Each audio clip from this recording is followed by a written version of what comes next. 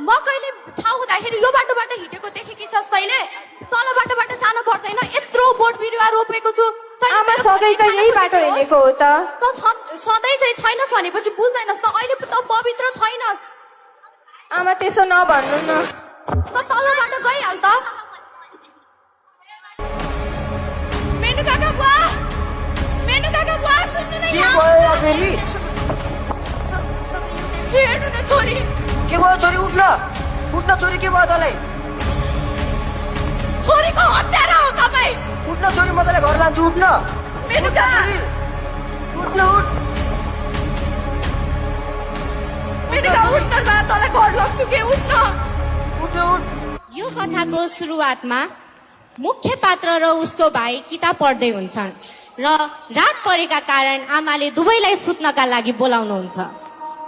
2 मा 2 जोडी 4 भयो हैन अनि 4 मा 4 जोडी चाहिँ कति भयो योगेश के गर्दैछौ तिमीहरू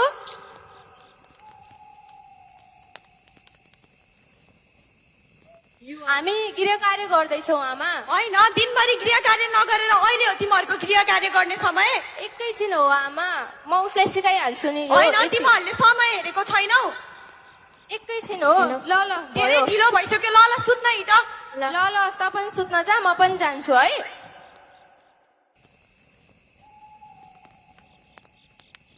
मध्यरातमा मेनुका पेट दुख्यो भन्दै कराउन थाल्छ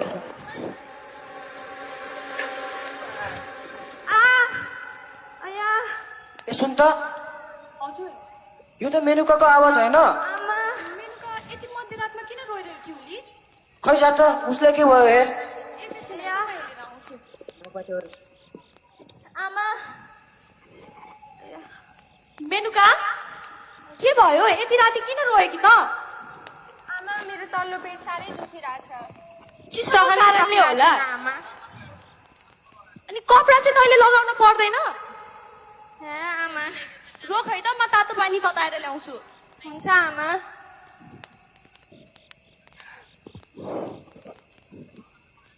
ल यो तातो पानी पिएर सुत त हुन्छ आमा सहनै सकिरहेको छैन आमा ल उठ त उठ म यो कपडा बाँधिदिन्छु चिसोको कारणले होला भनेको सुन्ने होइन कहिले पनि लुगा सुगा लगाउने होइन सधैँ आफ्नो मनमानी गरेर चल्छ साह्रै गाह्रो भइरहेछ आमा ल केही हुँदैन चिसोकै कारणले हो ल सुत्याल त ल यो ओढेर सुत है त हुन्छ आमा ल सुत त म उडाइदिन्छु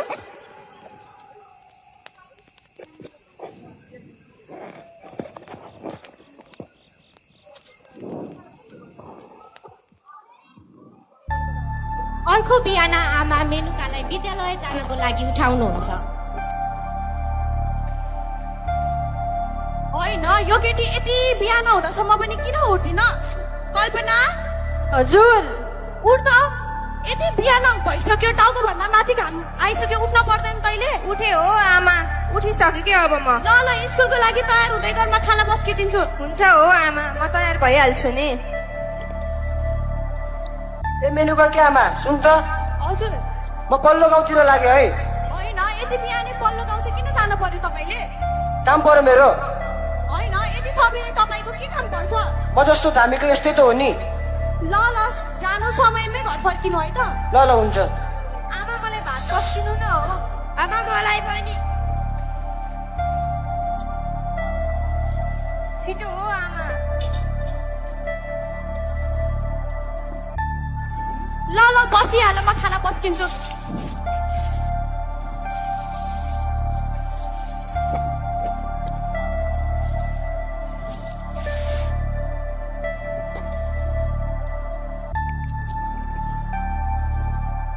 मेनुका हजुर एकैछिन है म आइहालेँ आमा म स्कुल गएँ है होइन यो जम्मै छिटो आऊ मेनु विद्यालय जाने बेर भयो अहिले फेरि पेट दुख्यो भनेर आमा सोच्छ आमा भयो कि मलाई अब म जान्छु ढिलो भयो आजभोलिको केटाकेटीसँग त नसकिने भयो छिटो आऊ। है आमा मेरो पनि सिद्धियो ल यो दुइटै बाहिर राख्दै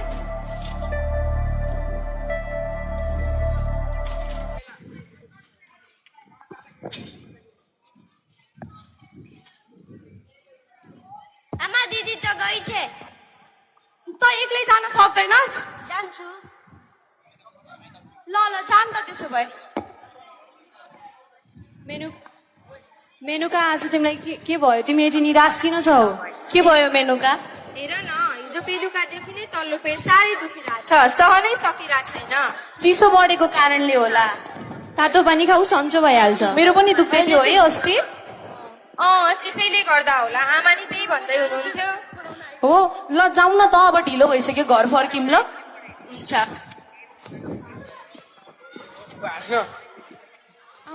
ओहो के हो त्यो मिस्टरीको त पछाडि के भयो रगत जस्तो लागे जस्तो छ त हो आज न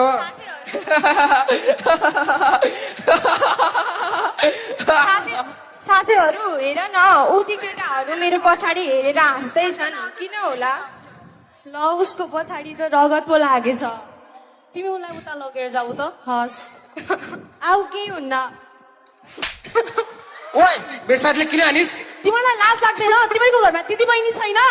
दिदी बहिनी त छन् तिमी जस्ता राम्रो पो छैनन् आफ्नै गाउँ ठाउँको दिदी बहिनीहरूलाई तिमीलाई यस्तो जिसाउन लाज लाग्दैन है अनि के केटिजका अनि के विदेशतिर जाने हो यिनीहरूलाई त नसकिने भयो ओइ जाउँ त साथीहरू जाउँ त पछि भेटौँला नि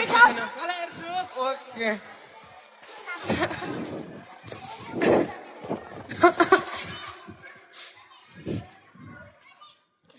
नरुहो कि मेनुका छोड आमा नानीहरू यसलाई के भयो किन रुँदै आइरहेकी छौ स्कुलबाट काकी बाटोमा केटाहरू जिस्काउन लागेको थियो पछाडि हेरेको त रगत पो लागेछ उसको आमा पेट पनि दुखिरहेछ भनिरहेको थिए फेरि रगत अरे ल यो आमा के भयो आन्टी तिमीहरू घर गइहाल हुन्छ जाऊ घरतिर नआइज तैँले घर छुन हुँदैन आमा त्यसो नभन्नु न घरतिर नआइज कि तैँले घर छुन हुँदैन उता गएर बसिहाल आमा रोक मेरो कपडा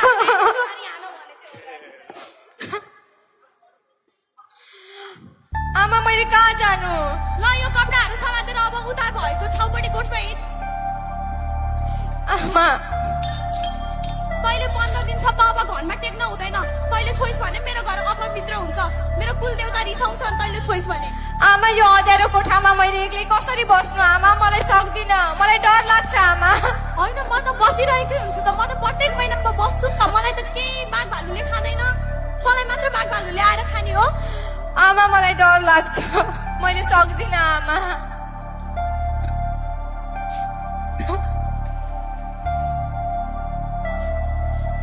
बेलुका भाइ विद्यालयबाट फर्केर दिदीको बारेमा सोध्न थाल्छ आमा दिदी खै दिदी त छाउ भएर छाउ कोठमा छे गृह कार्य सिकाइ माग्नु थियो र अब तल्ला घरे छ आमालाई सिकाइ माग्न ऊ पनि पढाइमा राम्रै छ उसले सिकाइदिइहाल्छ त दिदी जस्तो राम्रो कोही पढाउन होइन त बुझ्दैनस् दिदी छाउ भएर छाउ कोठमा छ भनेको तैँले छाउ हुँदा कसैलाई सुन्छस् नाइ म दिदीसँग होइन भनेको सुन्दैनस् दिदी ठाउँ जाने होइन भनेको अहिले 2 थप्पड हान्छु अनि थाहा पाउँछस् नाइ म दिदीकोमा गए नजा भनेको मान्दैनस् नाइ म दिदीसँग पढ्ने दिदी ठाउँ जान हुँदैन तैँले 15 दिनसम्म दिदीको अनुहार हेर्ने होइन नाइ नाइ कस्तो अटेरी बच्चा होला नाइ म त गए जाने होइन भनेको हिँड चुपचाप सुत्न मेनुका के आमा खाना पस्किँदै गर त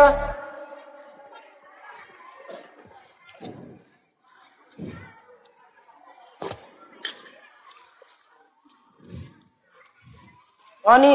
आज छोरी विद्यालयबाट आएन अघि नै आइसकेकी हो नि विद्यालयबाट त खै त आवाजै सुन्दिन छाउ भएर त्यसलाई मैले छाउकोटमा राखेकी छु जान त उसले खाना दिएर आ अहिले दिइहाल्छु नि तपाईँ खाँदै गर्नुहोस् न अनि याद राख है शीतन केही पनि नदिनु तपाईँले सिकाउनु पर्छ मलाई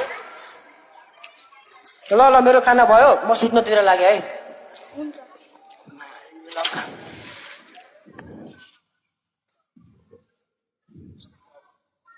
मेनुका मेनुका खाना ल्याइदिएकी छु ल खाना खा आमा तपाईँले थाहा छ त मलाई दुध दही बिना खाना रुच्दैन भन्ने यो निक्लै खाना कसरी खानु आमा मैले होइन निक्लै कहाँ छ त्यत्रो दाल तरकारी देख्दैनस् तैँले आमा तपाईँले थाहा छ त मैले कसरी खानु जसरी भए पनि खाद्यो खाए खा नखाए जे पो गर आमा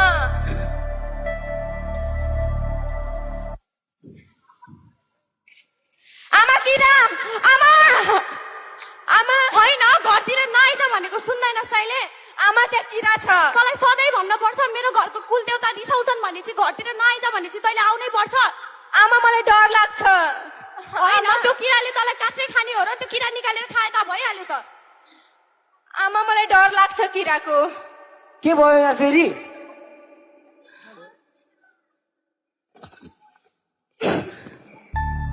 आमा मेरो सिन्दुर खोज्ने भयो अलक्षिणीलाई मैले कुन दिनमा जन्माएछु नरो न त्यो हुने त्यो भइहाल्यो छोड अब अरू पक म सुनपानी लिएर आएँ आमा नरुनु न आमा आमा म अबबाट कहिले आउनु न आमा गर्ने जति गरिसकिन्छस् त अब के गर्न बाँकी छ र आउने होस्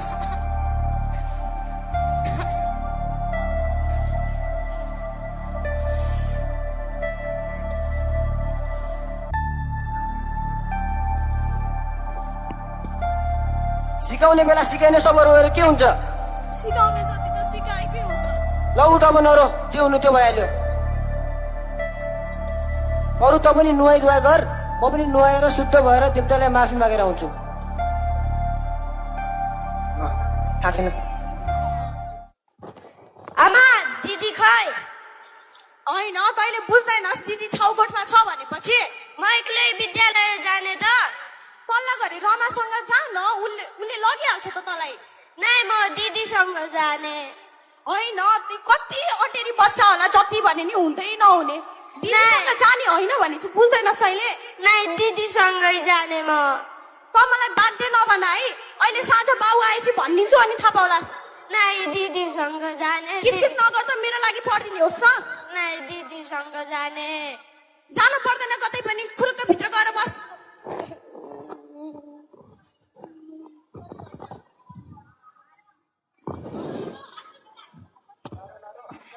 अर्को दिन बिहान मेनुका फेरि नुहाउनको लागि निस्किन्छ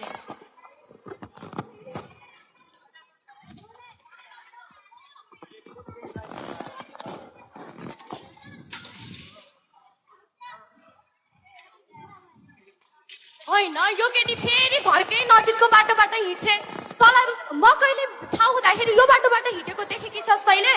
तल बाटोबाट जानु पर्दैन यत्रो बोट बिरुवा रोपेको छु आमा सधैँ त यही बाटो हिँडेको हो त सधैँ चाहिँ छैनस् भनेपछि बुझ्दैनस् त अहिले त पवित्र छैनस् आमा त्यसो नभन्नु न त तलबाट गइहाल त हे भगवान फेरि सब बोट बिरुवा छोएर गई यसको कारणले मेरो घरमा त अन्नको दानै नहुने भयो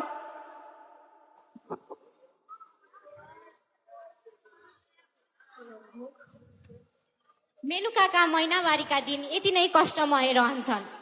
मेनुकाको चोखिने दिन अनि घर भित्रिने दिन नजिकै थियो तर मेनुकाको जिन्दगीको बाटोले नयाँ मोड लिन्छ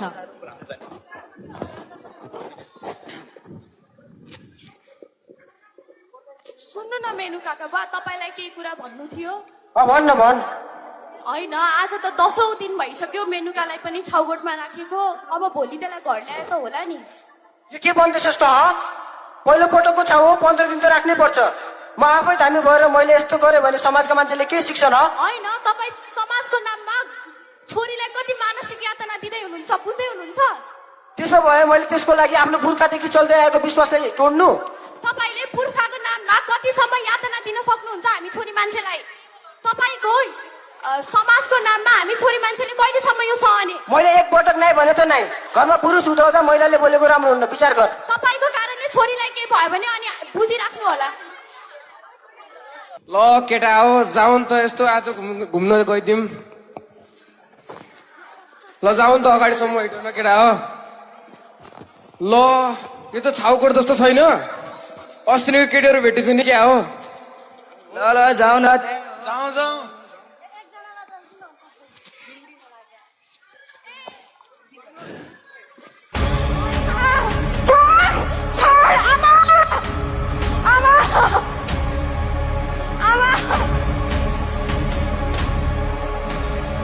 भाग भाग ओए केटा ओए आमा आउँछ ओए भाग भाग भाग भाग भाग झन् आज चोख्याउने दिन भनेको अहिलेसम्म कहाँ गइछ यो केटी नुहाएर बस्यो होली भनेको त अहिलेसम्म छैन खाना खाने बेला भइसक्यो मेनुका ए मेनुका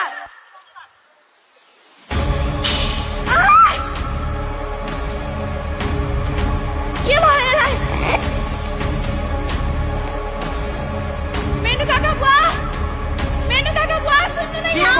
फेरि हेर्नु न छोरी के भयो छोरी उठ्न उठ्न छोरी के भयो तँलाई छोरीको हत्यारा हो तपाईँ उठ्न छोरी म तँलाई घर लान्छु उठ्न मेनुका उठ्न उठ मेनुका उठ्न न तँलाई घर लग्छु के उठ्न उठ्न उठ